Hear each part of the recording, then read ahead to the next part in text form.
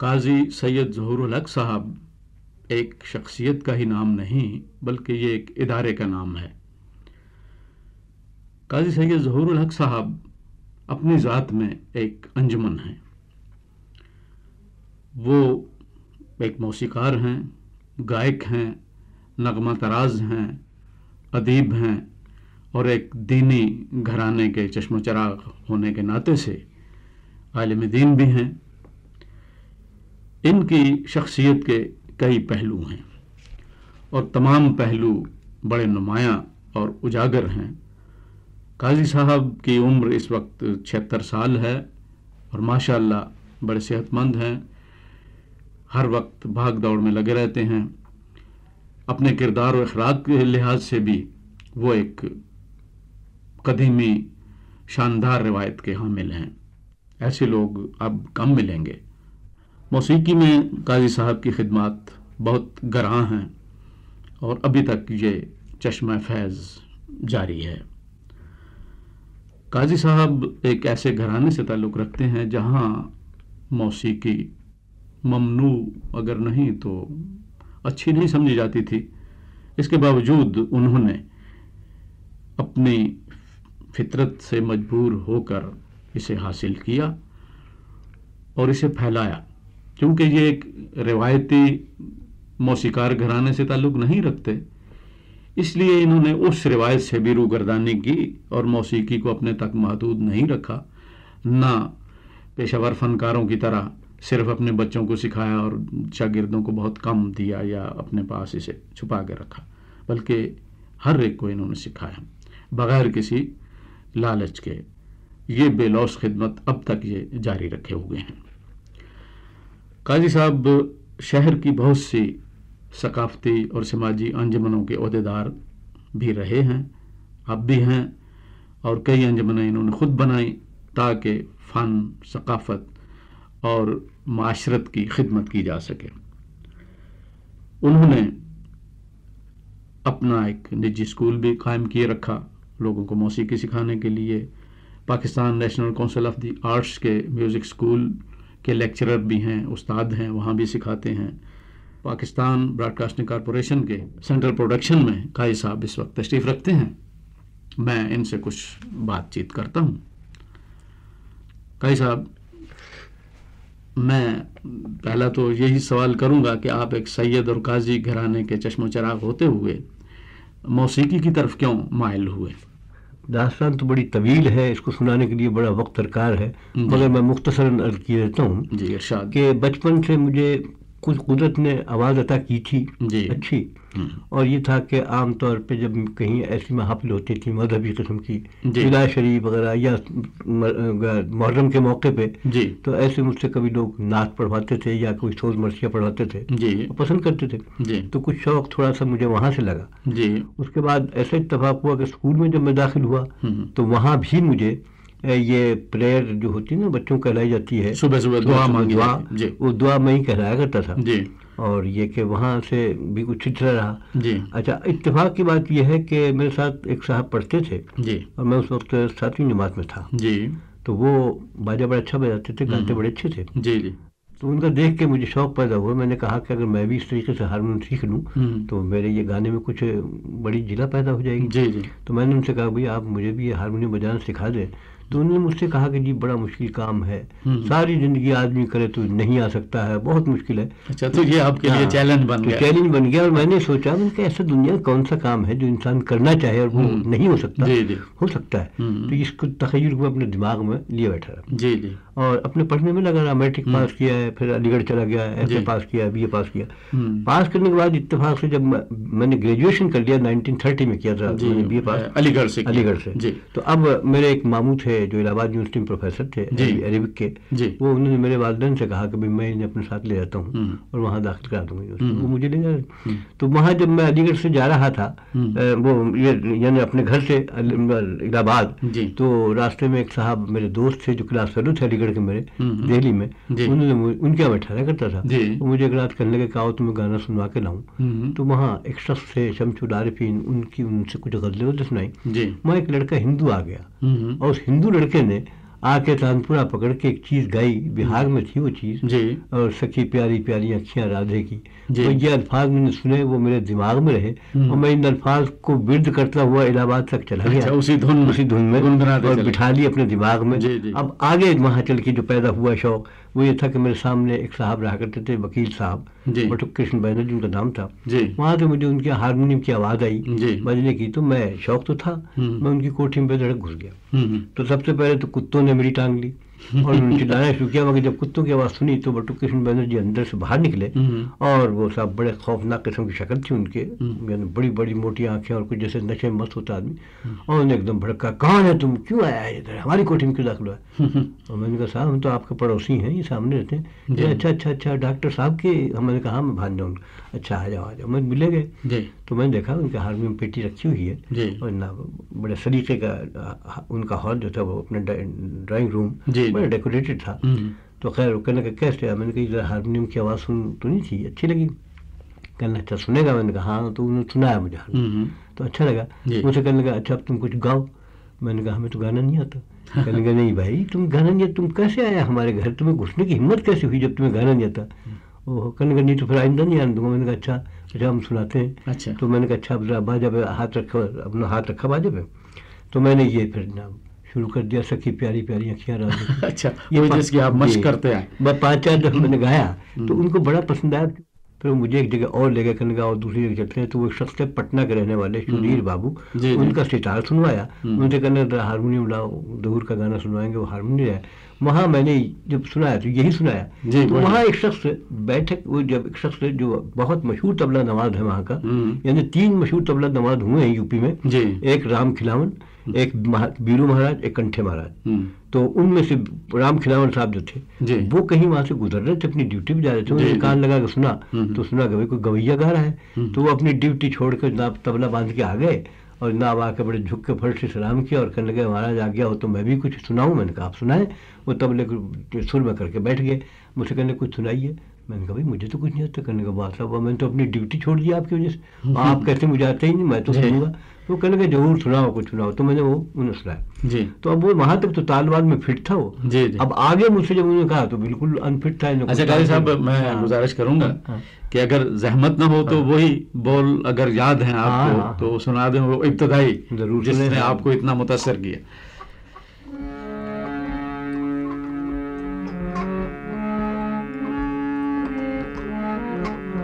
देखिए बिहार में है। हाँ बिहार जी। प्यारी प्यारी अखियां राधे की, सखी प्यारी प्यारी अखियां राधे की, सखी प्यारी प्यारी अखियां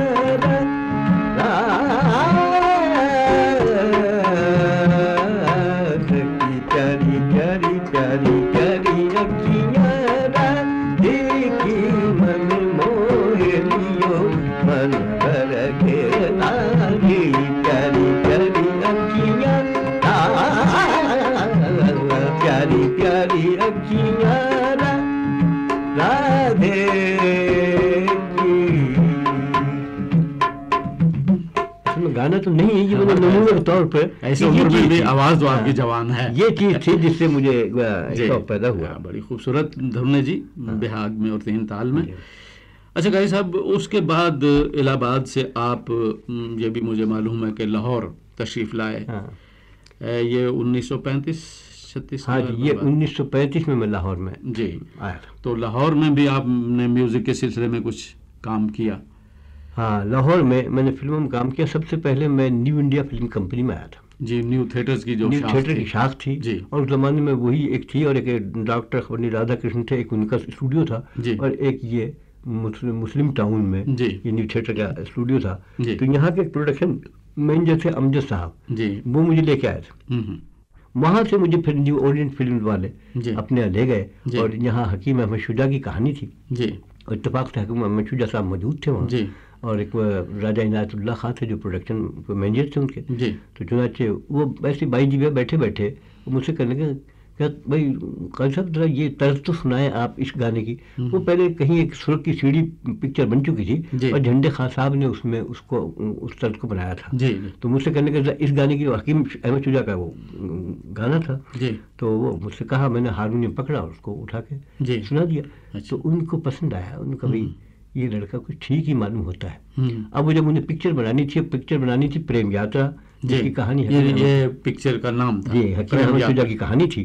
تو اب ان کو دماغ میں تھا کہ میوزک ڈائریکٹر ان تلاش تھی. تو انہوں نے چنانچہ یہ بھی کیا کہ جھنڈے خان صاحب سے بھی اس کی طرز بنوا کے پھر سنی ایک گانے کی, اور اسی گانے کی طرز مجھ سے بنوا کے سنی, مگر مجھے معلوم نہیں تھا کہ کمپٹیشن کیا جا رہا ہے. تو بہرحال میں نے بھائی جی سنا دی. انہوں نے کہا یہ لڑکا نوجوان ہے, اس کی طرز ماڈرنائز بھی ہے, اور جھنڈے خان صاحب بڑا کلاسیکل ٹائپ کی طرزیں بناتے تھے. تو چنانچہ کرنے کے اس کو رکھ لیا جائے. جھنڈے خان صاحب سے جب بات ہوئی, جھنڈے خان صاحب نے کہا کہ بھائی میں خود تو نہیں آؤں گا تمہارے یہاں, مگر ایک لڑکا ہے میرے پاس, یہ اس کو رکھواؤں گا اور میں اس کی ہیلپ کروں گا. تو جھنڈے خان صاحب نے میری بات کر رکھی تھی. اب جب مجھے معلوم ہوا کہ یہ تو قصہ یہاں کمپٹیشن والا ہوا ہے, تو میں نے جا کہا کہ میں نے خان صاحب یہ استاد میں نے کہا ایسے ایسے معاملہ ہوا, اور مجھے تو بڑا رنج ہے کہ بڑے ذلیل لوگ ہیں کہ جنہوں نے اس قسم کی حرکت کی. کہاں آپ کہاں میں تو آپ کی جوتیوں خاک کے برابر بھی نہیں ہوں. اور حقیقت یہ ہے کہ میں نے اپنی زندگی میں جھنڈے خان صاحب سے بہتر انسان اب تک اس فن میں نہیں دیکھا کہ معلوم ہوتا تھا کہ فرشتے اللہ میاں نے فرشتہ اتارا ہے زمین پر, تہجد گزار قسم کے انسان, نہایت نورانی چہرہ اور بڑے صحیح قسم کے سچے انسان تھے. تو انہوں نے پھر کہا کہ بیٹے میں نے تو تیری لیے بات کر کے آیا ہوں, آؤ میرے ساتھ چلو. میں نے کہا نہیں, میں ان دلیلوں کو کہنے لگا چلنا پڑے گا, میں چل لے کر مجھے لے گئے اور کہنے لگا بھائی یہی لڑکا ہے جس کے لیے میں نے کہا تھا, ٹھیک کیا تم نے اسے سلیکٹ کر لیا ہے. میں اس کے ہر من کا تو صاحب دیکھیے مجھے کوئی تجربہ نہیں ہے یہ پکچر بنانے کا خاص, تو آپ کہنے کہ میں پوری ہیلپ کروں گا, پوری مدد کروں گا. اور میری حقیقت ہے کہ انہوں نے میری مدد کی. قاضی صاحب ایک بات ضروری میرے ذہن میں آئی ہے, وہ یہ کہ یہ 1935-36 کا زمانہ تھا, تو انہی دنوں آل انڈیا ریڈیو بھی قائم ہوا دہلی میں, تو اس سے بھی آپ کا کچھ تعلق رہا, اور یہ کب ہوا؟ میں آل انڈیا ریڈیو اسٹیشن پر پہلے تو میں نے عرض کیا نا کہ میں نے لاہور میں ایک پکچر تو بنائی تھی ان کی جوش انتقام, دوسری پکچر بنائی تھی میں نے پریم یاترا, اور تیسری پکچر جو امتیاز علی تاج صاحب کی تھی سہاگ کا دان. اچھا, یہاں سے ایک للیا رام صاحب تھے, انہوں نے مجھ کو ریکمینڈ کیا تھا بخاری, چھوٹے بخاری صاحب کو. صاحب یہ ہمارے بخاری صاحب, کیونکہ یہاں ہم نے مل کر وائی ایم سی ہال میں ایک ریڈیو اسٹیشن قائم کیا تھا, وہ پرائیویٹ تھا, گورنمنٹ کا نہیں تھا, لاہور میں 15-17 میل اس کی آواز جاتی تھی. بس میں خود ہی بیٹھ کے گا لیتا تھا, یا اپنے اسٹوڈیو اپنا وہ آرکیسٹرا فلم کمپنی کا لے آتا تھا, تو وہ بجا دیتا. یاد ہوگا آپ کو کہ اللہ رکھا مشہور طبلے نواز ہے, اس کو بھی میں ہی لایا تھا وہاں سب سے پہلے طبلہ بجانے کے لیے.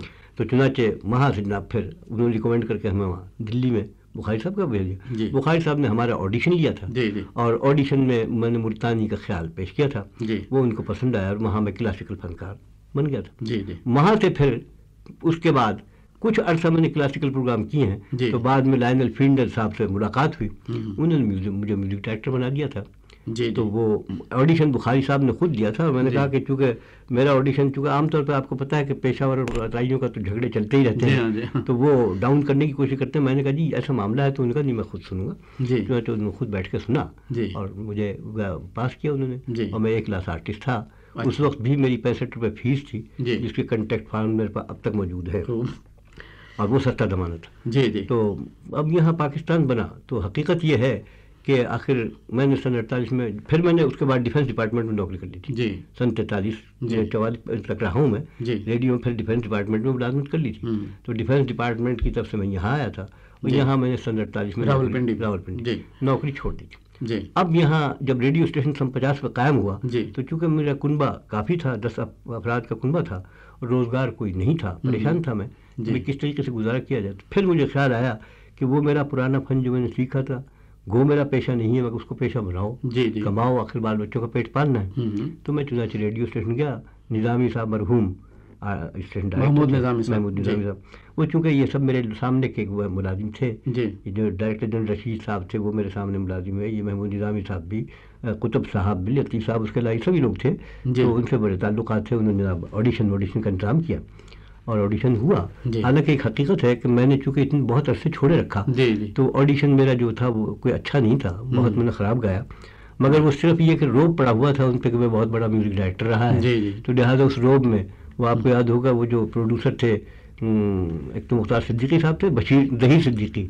ہاں تو چونکہ سادندوں میں کئی ایک ایسے تھے جو مجھے پہلے جانتے تھے. امان اللہ تھا، بھائی ولایت تھے، انہوں نے کوئی روب ڈالا کہ بہت بڑا میوزک ڈائریکٹر ہے، فلموں کا میوزک ڈائریکٹر ہے اور ریڈیو کا میوزک ڈائریکٹر ہے. تو اس کی وجہ سے ان پر روب پڑ گیا.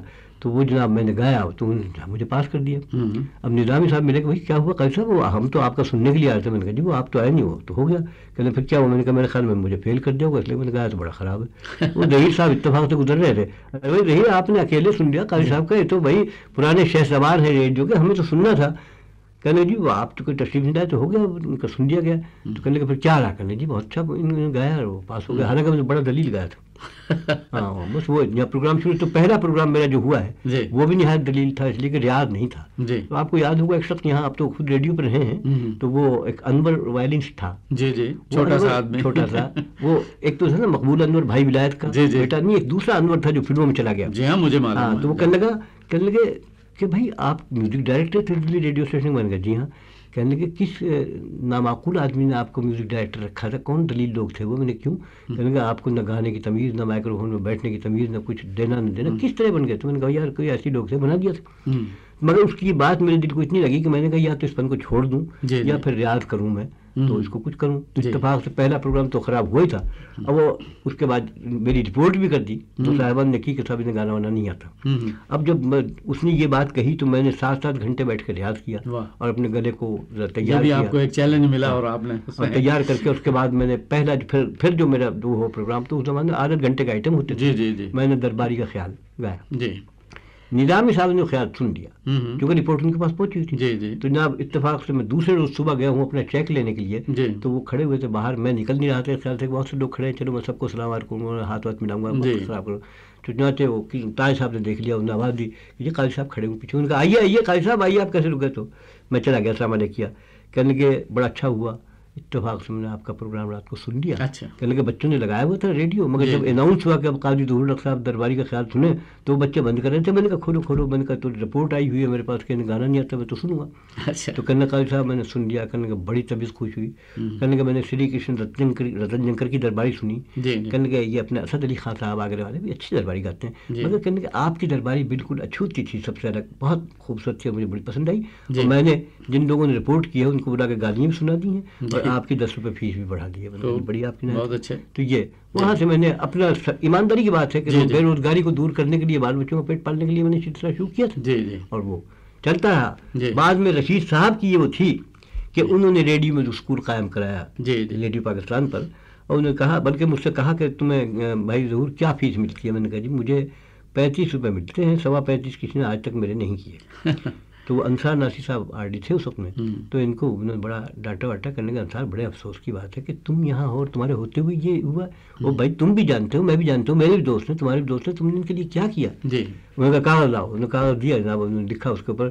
میں نے کہا جی میں آپ کو معلوم میری فیس 65 روپے تھی وہاں. انہوں نے اسی وقت آل انڈیا ریڈیو میں 65 تھی اور میں کنٹریکٹ فارم بھی میں نے آلریڈی دیے ہوئے تھے یہاں. تو میں نے کہا یہ دیکھیں یہ کنٹریکٹ فارم ہے ان کا پورا. تو میں نے کہا کہ یہاں تو 35 سے 135. انہوں نے اسی وقت 65 روپے فیس کی اور کہنے لگا ایسا کریں کہ ایک تو آپ ان کے گھر پہ اسکول کھلے، اس کے لیے آپ انسٹرومنٹس خرید کے دیں سب نئے. اچھا انصار اگر تمہارا تو میں بہت اونچا مقام دیکھنا چاہتا ہوں، جیسی پوزیشن تھی تمہاری وہاں وہ پوزیشن ہونی چاہیے. تو وہ مجھے ہفتے وار یعنی اتوار کے روز میں پروگرام کرتے تھے ریڈیو اسکول. اور 5 سال تک وہ چلا وہ اور اچھا چلا. مگر پھر یہ ریڈیو والوں کی مرضی ہے اور حقیقت یہ ہے کہ آپ کو معلوم ہے کہ کچھ ہماری خصلتیں اس قسم کی ہیں کہ وہاں سفارشیں اور یہ وہ چلتا ہے. وہاں بھی سفارشیں ہونے لگی کہ صاحب اس کو ہٹا دو، اس کو بٹھا دو، اس کو ہٹا دو. تو وہ افسران کی سفارش تھی. میں نے کہا کہ بھائی آپ مجھے سکھانے دیں، کم از کم 6 مہینے کچھ سیکھے گا تو کچھ اسے آ جائے گا. مہینے بھر کے بعد کو اٹھایا تو انہیں کیا آئے گا. تو اس بات پہ صرف ناراض ہو کے وہ اس پروگرام کو بند کیا گیا. صاحب اسی سے ایک بات نکلتی ہے کہ ریڈیو نے موسیقی کی خدمت میں بڑا اہم کردار ادا کیا. میرا ذاتی خیال ہے کہ کلاسیکی موسیقی خاص طور پہ یہ مٹتی جا رہی تھی، اس لیے کہ درباروں اور رجواڑوں سے نکل کے جب عوام میں آئی تو عوام کے مزاج کے مطابق وہ نہ تھی، اس لیے اسے کوئی قدر شناس نہ ملا، تو یہ ختم ہو رہی تھی. ریڈیو جب قائم ہوا تو اس نے کلاسیکی موسیقاروں کو بھی اپنے سائے میں لے لیا. اور پھر جیسے آپ نے فرمایا کہ ریڈیو اسکول قائم ہوا، تو ریڈیو اسکول قائم کر کے بھی ریڈیو نے بہت بڑی خدمت کی اور لوگ میوزک سے کچھ واقف ہوئے. تو واقف ہوئے بغیر اعلیٰ موسیقی یا اعلیٰ ادب سے لطف نہیں لیا جا سکتا، یہ ضروری ہے. تو لہٰذا وہ ریڈیو اسکول جو آپ کی سرپرستی میں قائم ہوا اس نے بڑی خدمت انجام دی ریڈیو کے ذریعے. اب بھی ریڈیو سے جو پروگرام ہوتے ہیں کلاسیکی، نیم کلاسیکی اور ہلکے پھلکے گانوں کے، تو اس سے موسیقی پھیلتی ہے، دور دراز تک پہنچتی ہے. جہاں اور ذریعہ ابلاغ نہیں پہنچ سکتا وہاں ریڈیو پہنچتا ہے. آپ کا جو نجی اسکول تھا جو ریڈیو کے مشورے سے ہی قائم کیا گیا، اس کے بارے میں کچھ بتائیے کہ یہ کتنا عرصہ کام کرتا ہے؟ یہ میں نے یہ سمجھیے کہ جہاں ریڈیو پروگرام شروع کیے تھے تو وہ تو چونکہ اس کی آمدنی میرے لیے اتنی نہیں تھی کہ جو میں اپنا گزارا کر سکتا، تو لہٰذا میں نے ریڈیو اسکول اپنے گھر پہ، اس کا نام بھی ریڈیو میوزک اسکول رکھا تھا. مگر چونکہ اس پر کسی صاحب نے اعتراض کیا کہ یہ ایکسپلائٹ کیا جا رہا ہے ریڈیو کے نام کو، تو میں نے اس کو بدل کے ریڈینٹ کلاسیکل میوزک اکیڈمی اس کا نام رکھ دیا تھا. تو میں نے وہاں میرے خیال میں کم از کم 150-200 آدمیوں کو سکھایا ہوگا، اور جن میں سے کافی لوگ مشہور بھی ہیں، جن میں اب ایک صاحب یہاں ستار بجا رہے ہیں، جل ترنگ بھی بجاتے ہیں، پاکستان سے منسلک ہیں، عبد المجید ان کو سکھایا. ناصر الدین کا خاں کو ستار ستا کر سکھایا، بہت اچھا ستار بجاتے تھے. ایک تاج محمد تھے، انہیں وائلن اور بانسری سکھائی، بہت اچھے تھے. باقی اور بھی یہاں ہے، قیوم ہیں اور اسحاق ساقی ہیں، بڑے اچھے اچھے لوگوں کو میں نے سکھایا اور وہ کافی کامیاب ہیں، پیسے کما رہے ہیں. تو وہ اسکول میرا اچھا چلتا تھا، بلکہ اس کے اوپر بڑی بڑی رپورٹیں بھی لوگوں نے لکھی ہیں. اور بلکہ میرا جو تعارف انصار ناصری صاحب نے میری کتاب میں کرایا ہے، اس میں بھی انہوں نے چونکہ آرکیسٹرا وغیرہ میں سنا تھا تو اس کی بڑی تعریف لکھی ہے. تو وہ چلتا رہا. میں نے اپنی طرف سے کوشش کی، مگر آپ جانتے ہیں کہ کوئی فن بھی یعنی آدمی کے انفرادی کوشش سے نہیں چلتا ہے جب تک کہ اسے سرپرستی حاصل نہ ہو. قاضی صاحب، ایک آپ نے بات فرمائی تھی کہ آل انڈیا ریڈیو سے آپ نے جو آڈیشن کے بعد پروگرام کیا تھا، وہ کیا آپ نے کلاسیکی موسیقی کلاسیکی کا پروگرام، تو کیا چیز گائی تھی آپ کو یاد؟ میں نے ملتانی کا خیال پیش کیا تھا، اور میرا پروگرام آخر تک کلاسیکلی ہوتا رہا ہے. میں لائٹ نہیں گایا. اچھا، پہلی آئٹم جو تھی پہلی کے بعد بھی کلاسیکل پروگرام ہوتے تھے. اچھا، وہ ذرا سنائیں گے وہ پہلی جو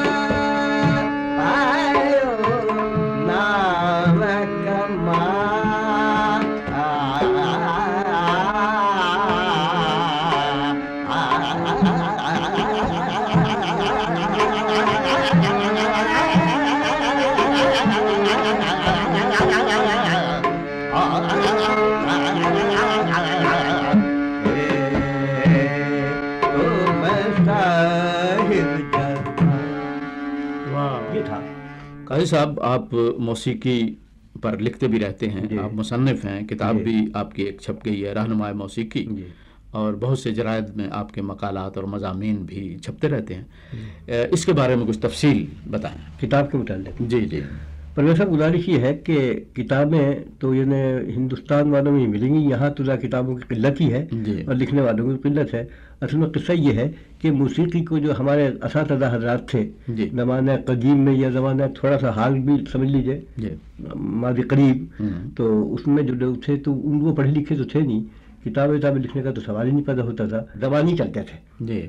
اب یہاں یہ ہوا ہے کہ میں نے کہا کم از کم ہم بھی لکھ کر اور ایسا کر دیں گے جو عوام میں پھیلے اور لوگوں کو معلوم ہو. تو یہ مبتدی حضرات کے لیے میں نے کتاب لکھی ہے، رہنمائی موسیقی. جی. اس میں 15-16 تبلیغی تاریں دے دی ہیں، اور کچھ سوراگوں کے متعلق قواعد دے دی. ایک سوراگ اس میں ان کے سرگم دے دیے. جی.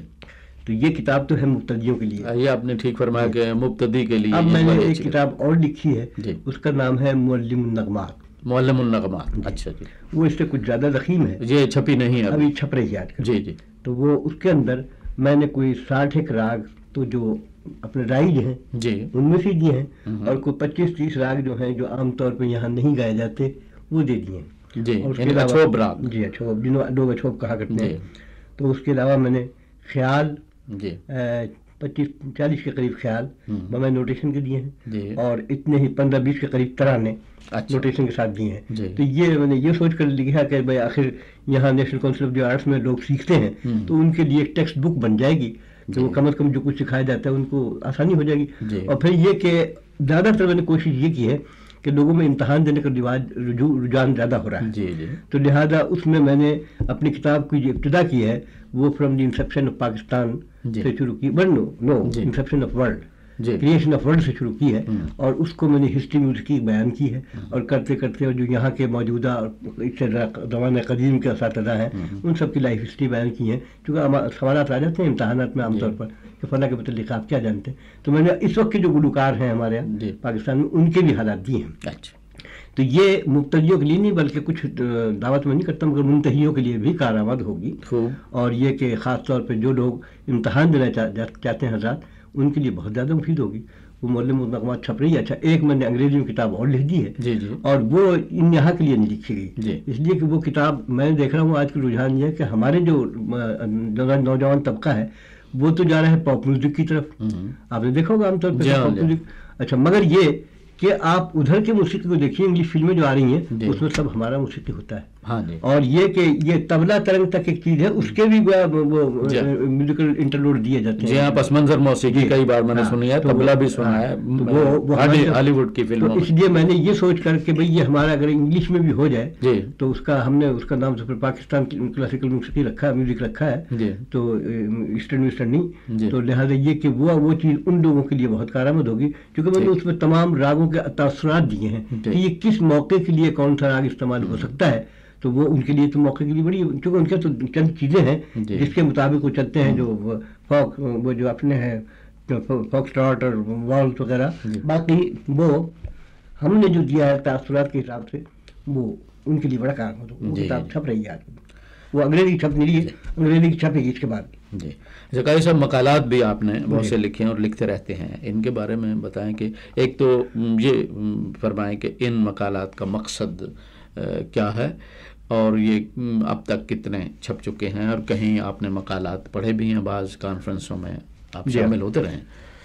پرویز صاحب مقالات تو اس قسم کے ہے کہ ایک تو میں نے موسیقی میں مقالات لکھے ہیں، جی دوسرے مجھے کچھ کتابوں پہ تبصرہ لکھنے کا بھی زیادہ موقع ملا ہے، جی اور وہ تبصرے میرے چھپتے رہتے ہیں. میرے خیال میں قریب 100 کتابوں پہ تبصرے لکھے ہیں میں، جی جی وہ نرنگ خیال وغیرہ میں چھپتے ہیں. اور یہ موسیقی کے مقالات تو آپ کے جنگ کے اخبار میں بھی چھپتے ہیں. اس کے علاوہ یہ کہ ایک مرتبہ وہ سیمینار ہوا تھا لاہور میں، وہاں میں نے ایک آرٹیکل پڑھا تھا اسلام اور موسیقی.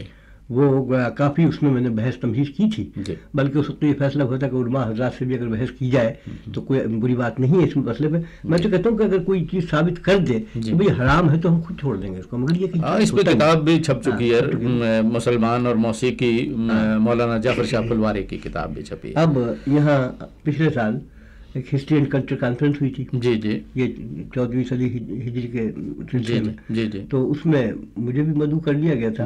تو میں نے وہاں evolution of eastern classical music and services rendered by scholars, musicians and artist, یہ اس قسم کا میرا آرٹیکل تھا. جی انگریزی میں پڑھا تھا آپ نے. وہ آرٹیکل میرا بہت پاپولر ہوا ہے. جی، اور یہ کہ وہ کتابی شکل میں بھی آ گیا ہے، میرے پاس تو ہے اس کی شکل ایک کتاب. تو یہ ہے کہ وہ بھی پڑھا. باقی یہ کہ تقریر عام طور کرتا رہتا ہوں، اور یہ میوزک پہ بھی تقریر کرنے کا اتفاق ہو جاتا ہے. جہاں اور پبلک اسپیچز ہوتی ہیں وہاں موسیقی پہ بھی کئی مرتبہ.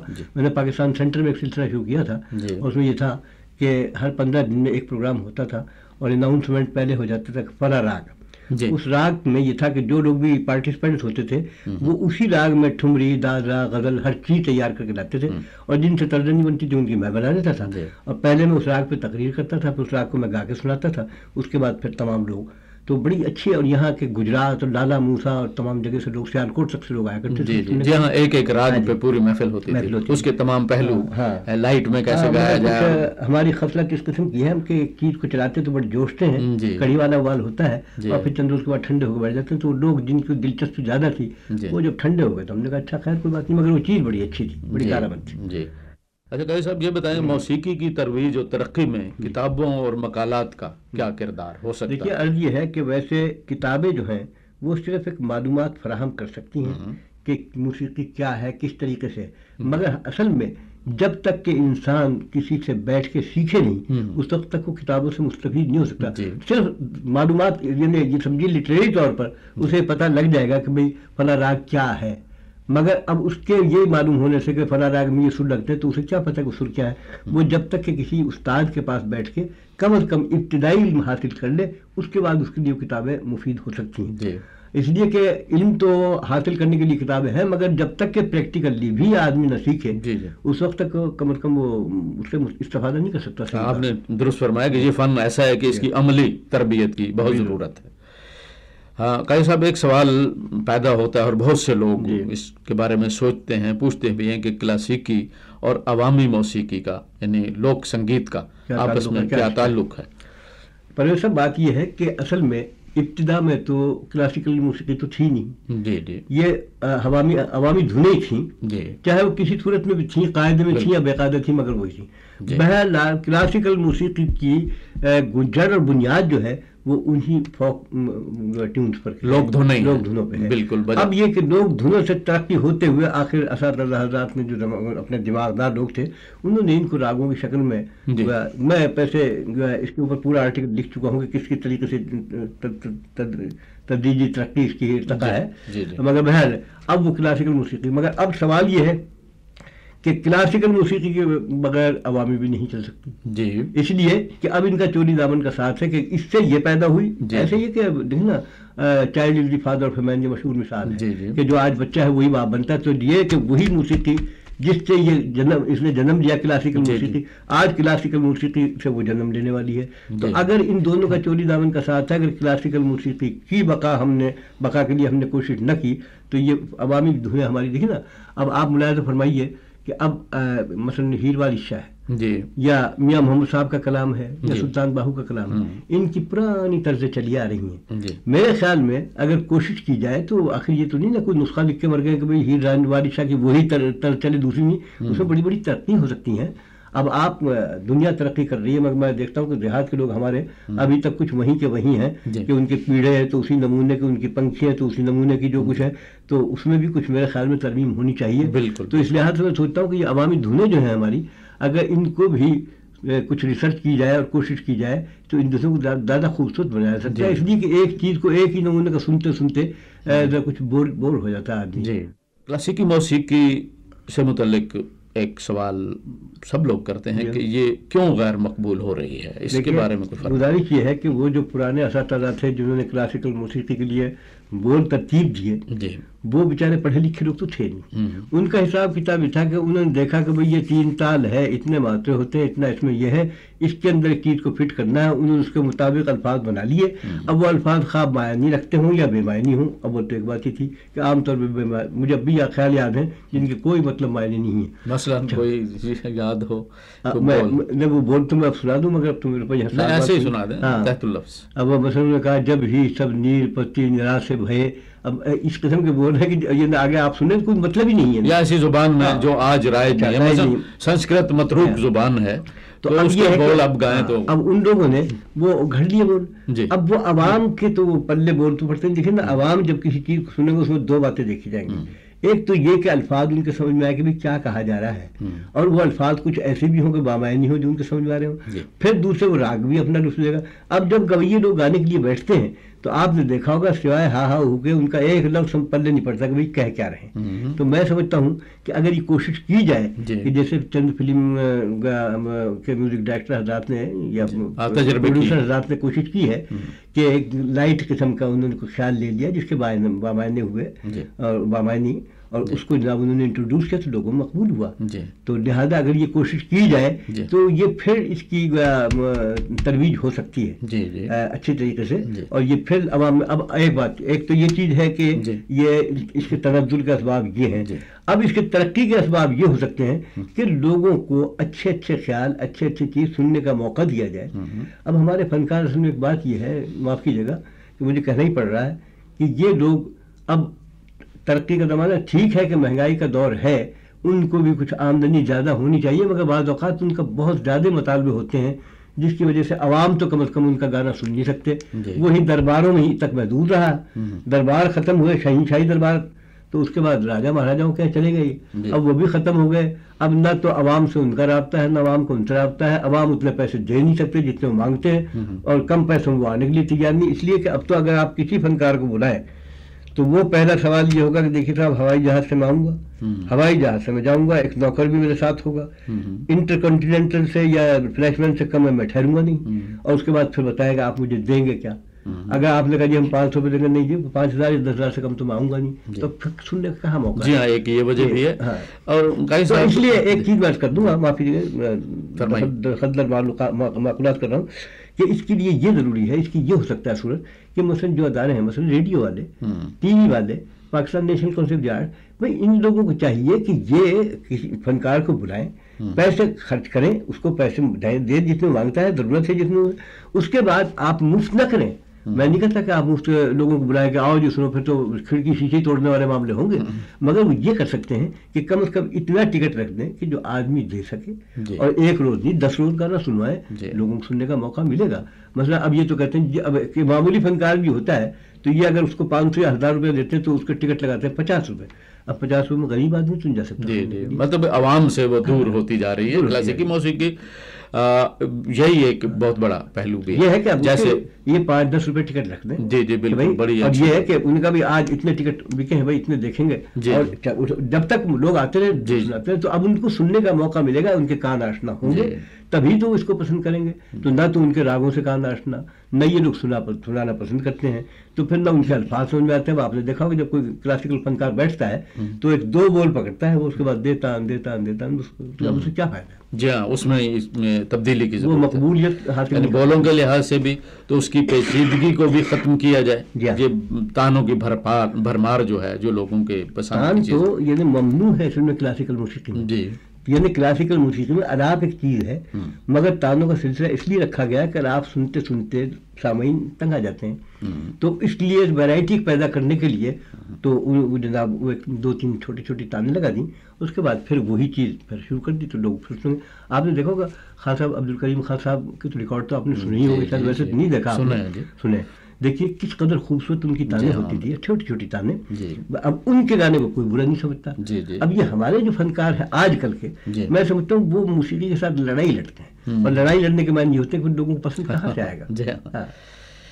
اس کا مطلب یہ پیچیدگی کم کی جائے، دور کی جائے، بول سمجھ میں آنے والے ہوں، تب عوام تک یہ پہنچ سکتی ہے اور عوام اسے پسند بھی کر سکتے ہیں. اب کچھ گورنمنٹ سرپرستی کرے، کچھ یہ ادارے جو ہیں national council of the art, radio, TV وی، ان لوگوں کو چاہیے کہ جہاں یہ اپنے فنکاروں کو لا کے ٹی وی بھی دکھاتے ہیں. ٹی وی بھی تو ہر گھر میں نہیں ہے نا، آخر غریب غربا لوگ بھی ہیں جن کو جو ٹی وی رکھنے کی استطاعت نہیں رکھتے. تو لہٰذا یہ کہ اگر وہ ایسے فنکاروں کو بلا کے کسی جگہ پر ان کا پروگرام کرائیں، وہ اپنے ادھر ٹی وی کے لیے فلم بھی تیار کریں، ادھر لوگوں کو سننے کا موقع دیا جائے، تو اس میں کم از کم یہ ہوتا ہے کہ جب لوگوں کان آشنا ہوں گے. اب ایک چیز ہے، اگر یہ لوگ چاہیں نا تو واقعی موسیقی کو مقبول کرا سکتے ہیں. اس لیے کہ آپ ہلکے چھوٹے گانے کلاسیکل کے دیے جائیں، لوگوں کو سننے کا موقع دیا جائے. آخر بڑھتے ایک وقت تو آ جائے گا کہ لوگ خود بخود یاد ہو جائیں گے.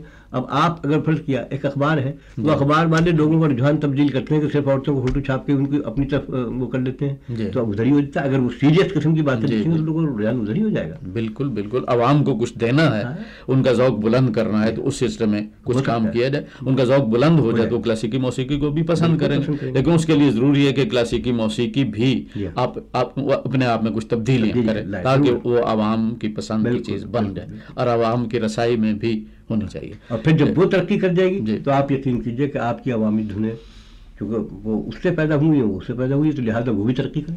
جی اچھا، ایک اور بات اس میں پیدا ہوتی ہے، وہ یہ کہ آخر اس کلاسیکی موسیقی کو مقبول بنایا ہی کیوں جائے؟ ہاں، یہ ایک بڑا اچھا سوال ہے. جی دیکھیے، اول تو کلاسیکل کا لفظ تو اڑا دیجیے پہلے. جی جی آپ یہ کہیے کہ موسیقی کو مقبول کیوں بنایا جائے. جی دیکھیے، موسیقی جو ہے وہ انسان کی ایک تو بالکل فطرت کے مطابق ہے. بالکل، یعنی آدمی چلتا ہے نا، چلتا ہے تو اس کی رفتار بھی لے تال کے اندر ہوتی ہے، اگر لے سے باہر ہو جائے تو گر جائے گا. تو لہذا اچھا، پھر یہ کہ آپ نے دیکھا ہوگا کہ فطری طور پر انسان گویہ ہوتا ہے. یا آپ نے سنا ہوگا کہ 3 قسم کے گویے خودرا ہوتے ہیں.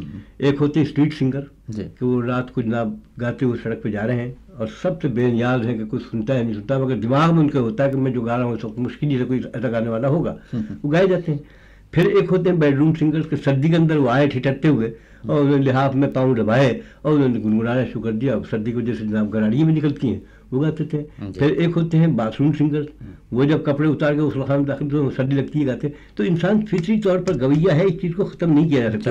اب رہا یہ کہ وہ گانا قاعدے میں نہیں ہے، تو اب اگر آدمی یہ کام کرتا بھی ہے اور بے قاعدہ کرتا ہے تو میں تو کہتا ہوں کہ اسے قاعدے میں کر لیا جائے تو کتنا اچھا رہے گا. جب آپ فرض کیا آپ ایک مکان بنا رہے ہیں، آپ اس کو یوں ہی اینٹیں چنتے چلے گئے اور وہ تعمیر کھڑی ہونے کے بعد وہ عمارت اور وہ گر جائے گی تو اس سے کیا فائدہ؟ تو کیوں نہ پہلے سے اس کی بنیاد کو کیا جائے. تو اسی طریقے سے گویے تو خود پیدا ہوتے ہیں، مگر اگر اسی کو قاعدے کے اندر کر دیا جائے اور صحیح طور پہ اس کو اس کا مقام دے دیا جائے اور لوگوں کے پلے کچھ پڑ جائے تو میں کہتا ہوں وہ چیز ضروری ہے انسان کی لائف کے لیے.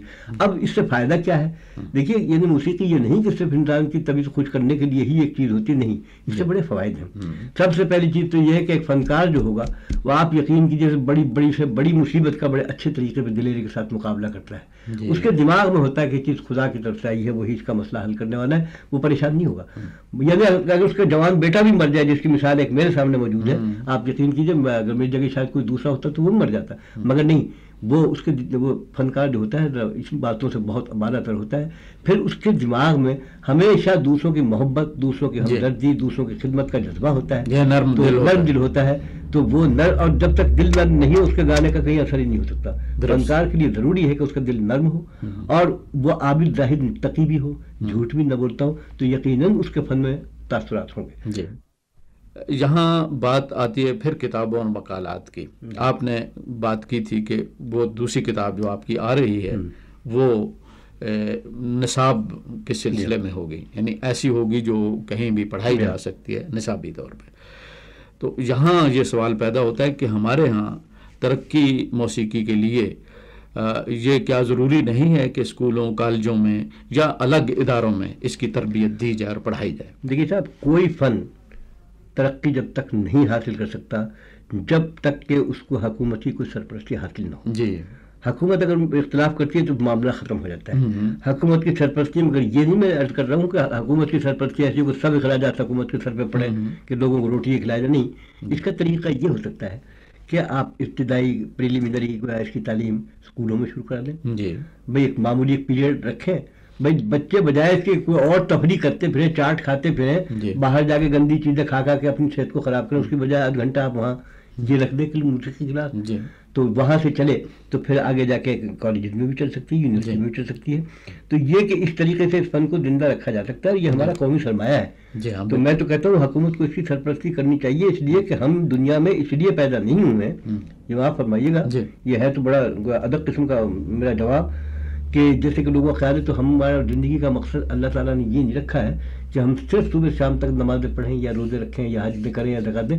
یہ سب چیز ہمارے فوائد کی، ہمارے فائدے کی، بالکل ہمارے فائدے کے لیے بنائی. اللہ کو اس میں کوئی فائدہ نہیں. اللہ کو تو عبادت کرنے والے فرشتے اترے تھے. تو اب یہ خدا نے جب ہم کو پیدا کیا تو ایک چیز یہ بھی تو خدا نے ہمارے لیے پیدا کی ہے موسیقی. یہ ودیعت خداوند دی ہے، اس کے بغیر کسی کو گانا آ نہیں سکتا جب تک کہ خدا کسی کو آواز نہ دے، گلا نہ دے. جب آواز اور گلا خدا دیتا ہے تو اس سے خود بھی مستفید اور دوسروں کو بھی اس سے مستفید کرے. ورنہ یہ بھی کفران نعمت ہے کہ آپ کو اللہ تعالیٰ نے خوش آواز دی ہے. اب آپ ملاحظہ فرمائیے کہ آخر یہ موسیقی نہیں ہے. اگر میں بحث کروں اس کے اوپر کہ آپ اذان دیکھتے ہیں، سن رہے ہیں، کتنے نشے و افراد اذانوں میں دیے جا رہے ہیں، یہ سب موسیقی ہے. موسیقی ہے، بالکل. قرآن شریف پڑھا جاتا ہے، وہی عربی لہجہ اور وہی مصری لہجہ وہ ہمارے بھیرو اور بھیروی راگ نہیں پڑھا جا رہا ہے.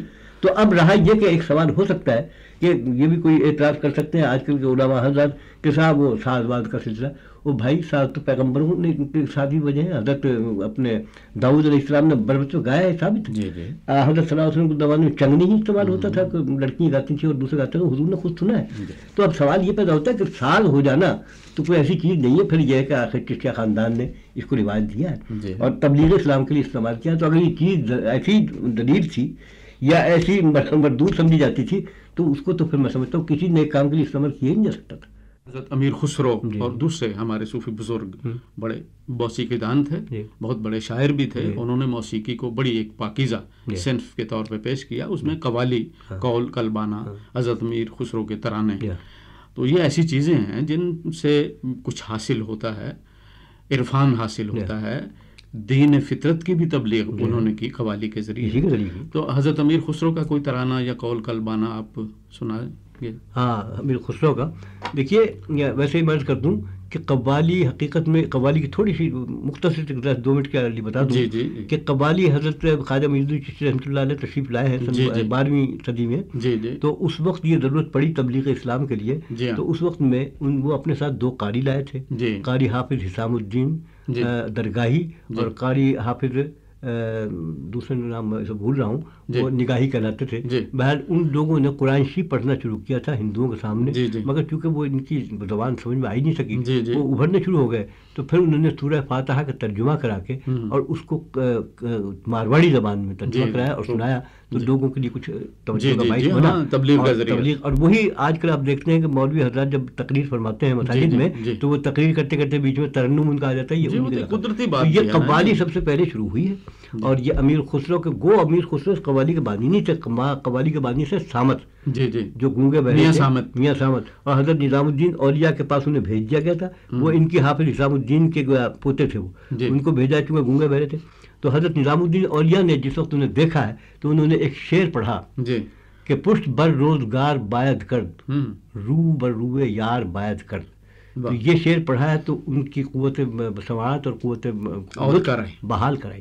اس کے بعد انہوں نے فوراً ایک شعر کہا ہے، سامتی اد لبش چو جرا کشید، سالہا در خمار باید کرد. تو یہ ان کا شعر ہے. تو یہاں سے قوالی کے شروع کرنے والے یہ لوگ تھے. انہی کی اولاد سے وہ میاں اچپل تھے. میاں اچپل سے حضرت قطب بخش تاندرس خان نے اور قطب بخش تاندرس خان نے بھی قوالی کو بہت ترقی دی ہے.